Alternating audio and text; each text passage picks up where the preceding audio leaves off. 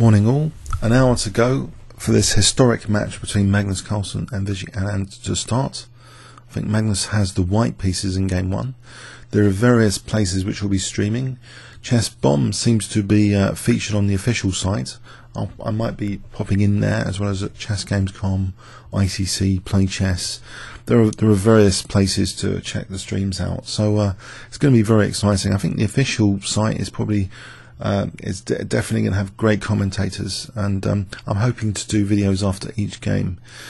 In 2009 there was also a World Championship match at stake between Magnus Carlsen and Viswanathan Anand. In fact, the World Blitz Chess Championship played in Moscow 2009, the 17th of November, so it was in November as well, and Magnus Carlsen was playing Viswanathan Anand a couple of games in this mammoth tournament. It was actually a 22 player double round robin, so a total of 42 rounds played on 3 consecutive days.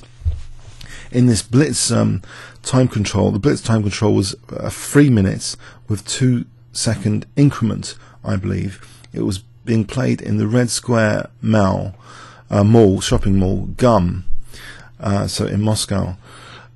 So it was 3 minutes for the whole game, 2 seconds increment per move. And World Blitz Champions is actually featured on Wiki. Fischer, the first unofficial World Blitz Championship in 1970, he's like considered by Wiki to be the first Blitz champion. Kasparov in 1987, Mikhail Tal in 1988, Viswanathan Anand considered to be the World Blitz champion in 2000. I'm not sure why there's such a gap. In 2006, Alexander Grischuk. In 2007, Vasily Ivanchuk. In 2008, Dominguez. And in 2009, we see Magnus Carlsen, which is this game, which I'm going to show you. So Magnus Carlsen was playing Viswanathan Anand, a much lower stake game than today. Obviously, 3 minutes each with 2-second increments. I think it shows, you know, at this time control, the human errors that can really creep in, but it's also a very, very exciting form of the game. Let's have a quick look at this as light relief. So d4 for Magnus in 2009. So knight f6, c4, e6. Perhaps this is going to be repeated today, this opening, just inviting the Nimzo engine, and it's avoided with knight f3.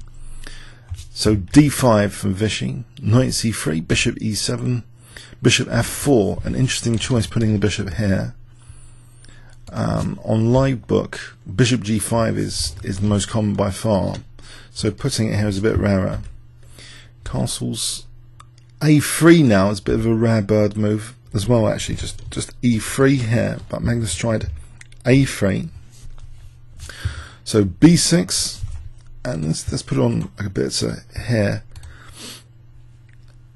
Okay, Magnus took on d5, knight takes d5, knight takes d5, and now not taking with the queen, although that might be okay actually, just to take with the queen, but actually e takes d5, so black's going to aim to have the pawns like this, hanging pawns potentially. e3, c5, but white wants to keep a grip on the e5 square. He just plays bishop d3, he wants to keep this d pawn there. And he's got potential for knight e5 now. That's quite dangerous in this position actually, because maybe even following up crudely just to try and create some weaknesses and nothing else. But that stops. Knight c6, but we see queen c2 probing h7 anyway. h6. Now Magnus took on c5, b takes c5. Magnus castles, and now we see c4. The bishop goes to e2 here. On bishop f5, that might be okay, although black can just play bishop f6. It's not a big deal. If taking here, that helps black a bit to have the rook on c8. So bishop e2, and then we see bishop e6. So these fixed pawns, but they do offer black some interesting possibilities if they can be liberated. At the moment, white's got this control of d4. He reinforces that. Queen b6. Rook a b1 as though b3 to try and undermine this pawn chain with b3 is on the cards. Rook a c8. Now b3 might be plausible here just about, but actually the move h3 is played. We see bishop f6, and now b3 here. And it looks as though this is quite interesting for black to play the move c3. It looks it's either an asset or a liability, this pawn. b4 for Magnus, rook fd8.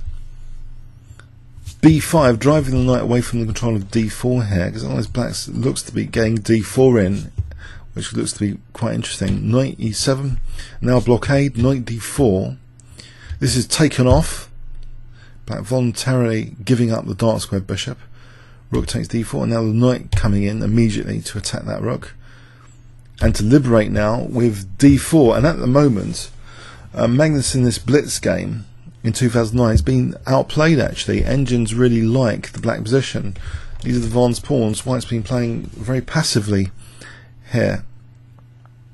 It'll be interesting to see the sort of opening played today. I doubt it'll be anything like this.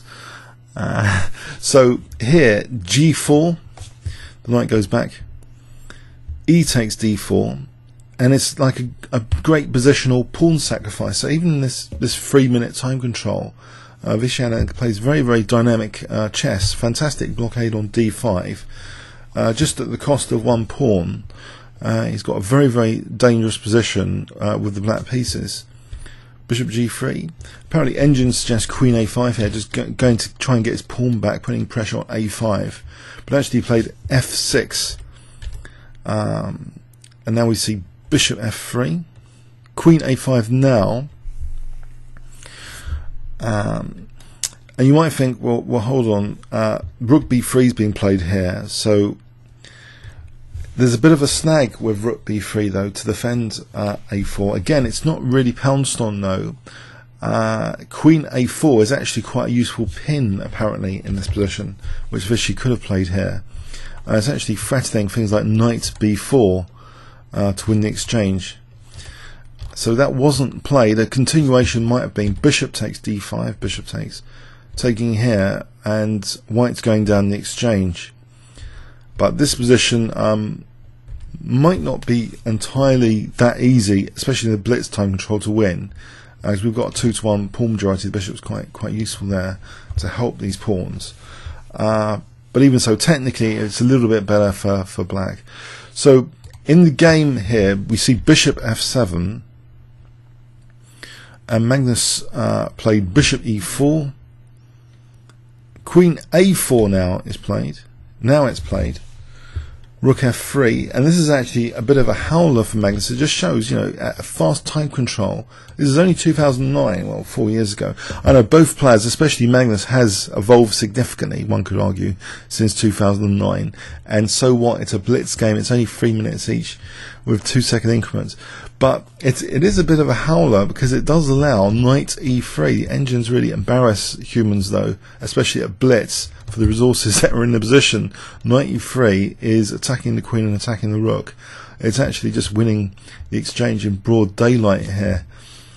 You know, after f takes, bishop takes. This is not very nice. This passed pawn is also pretty dangerous. So that would have been kind of end of the game. And you know, there was something at stake. It was like the World Blitz Championship to the side, you know, the World Blitz Champion. So knight e3 was a bit of a crusher, but it was missed. Vishy played queen a5, king h2, rook c4. So that d pawn's attacked. It's protected. Queen a4 pinning again, but now h4. What's the idea of h4? You might wonder. Well, maybe soon there's a break with g5 on the cards. That could be dangerous, or just to fix the black pawns. That's another idea. But actually this d pawn is attacked twice, and that's taken here. Rook takes, queen takes, and now Magnus takes off he's got the option, pardon me, of taking off on d5 to take on c3, and funny enough he didn't take that opportunity. He played rook b1 here.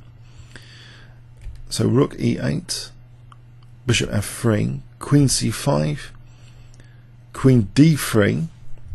So a bit of manoeuvring here. What's going on? Knight b6, rook c1. The knight comes to protect the pawn. Bishop c6, rook moves. Queen d7, rook f8, and now we see queen d6. Quite uncomfortable, this queen on d6. What can black actually do here? If queen c4, I think white can continue trying to attack the queen with queen f4. So actually Vishy took here. It gives a simplification with the bishop pair. Very valuable asset potentially in the endgame. Rook d8, rook, bishop b4, rook d3. And now we see the knight being driven away from a4, trying to get the c3 pawn with this resourceful b6. So it attacks a4, sacking a pawn to get this move, to get rook takes c3 in, to get the pawn. So it's now the bishop pair versus knight and bishop. Knight c4 might be interesting here, but actually bishop d5, trying to get rid of white's bishop pair. Magnus preserves it with bishop b5, bishop c4, bishop c6, bishop d5. And now actually Magnus did take it here.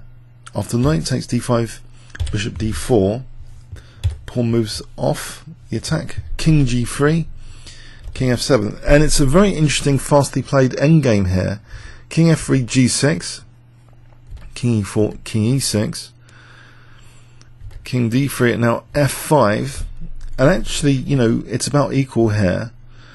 Takes, which might actually have been a slight mistake, maybe f3, just to keep the king out of f5, because actually here black might be a tiny bit better.